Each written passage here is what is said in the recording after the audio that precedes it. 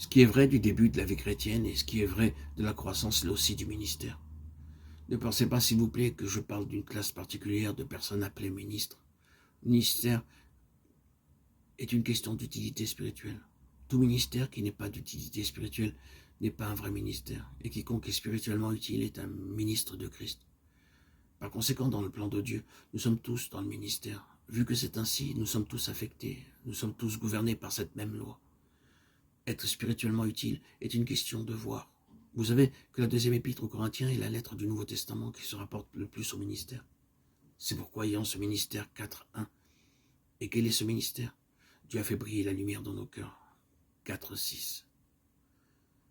Nous avons que dans cette partie de l'épître, c'est Moïse, le ministre de Dieu, que Paul a comme fondement de son argument. C'est par la désignation serviteur de Dieu que nous connaissons Moïse. Paul parle de Moïse accomplissant son ministère, son service, lisant la loi et devant mettre un voile sur son visage, car à cause de la gloire, le peuple ne pouvait pas le regarder. Et celle-ci était une gloire passagère. Maintenant, dit Paul, dans le ministère qui nous a été confié, Dieu a fait briller la lumière dans nos cœurs, et nous n'avons besoin d'aucun voile. En Christ, le voile a été ôté, et ce que l'on doit voir, c'est Christ en nous. Nous sommes les vases à travers lesquels Christ doit être vu. C'est cela l'utilité spirituelle, c'est cela le ministère, à savoir introduire Christ pour qu'il soit vu. Et nous portons ce trésor dans des vases de terre afin que cette grande puissance soit attribuée à Dieu, et non pas à nous. Et alors suit une liste entière de choses qui nous rabaissent, mais en réalité il dit ceci est Christ.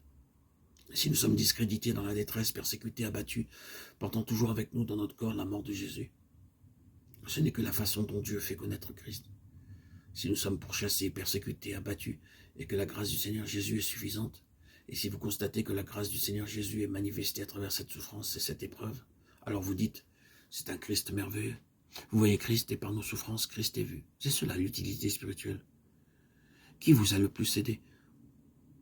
Je sais qui m'a le plus aidé. Ce ne fut pas quelqu'un du haut d'une chair, mais quelqu'un qui traversa une souffrance terrible et intense durant plusieurs années, et en qui la grâce de Dieu fut suffisante. J'ai pu dire, si je traverse la souffrance de cette façon, alors le christianisme que je vis vaut la peine. Mon Christ vaut la peine. C'est ce qui m'a le plus aidé. C'est ce que je veux voir. Ne me prêchez pas, vivez, c'est ainsi que vous m'aidez le plus. Il nous est certainement d'une grande inspiration, ou ce devrait l'être, de constater que c'est dans l'épreuve et l'adversité que d'autres peuvent voir le Seigneur et être le plus aidés. De la même manière que nous traversons l'épreuve, c'est ce qui va aider les autres, mieux que tout ce que nous pouvons leur dire. Que le Seigneur nous couvre lorsque nous disons quelque chose comme celle-ci, car nous connaissons notre faiblesse, combien nous nous faisons défaut lorsque nous sommes dans l'épreuve. Et c'est ce que Paul dit ici, quant au ministère. Nous portons ce trésor dans des vases de terre, nous sommes pressés de toute manière, mais non réduits à l'extrémité, dans la détresse, mais non dans le désespoir, persécutés, mais non abandonnés, abattus, mais non perdus, portant toujours avec nous dans notre corps la mort de Jésus, afin que la vie de Jésus soit aussi manifestée dans notre corps. 2 Corinthiens 4, 7, 10. Pour Paul, le but de toutes ces choses était, et elle glorifiait Dieu à mon sujet, Galates 1, 24.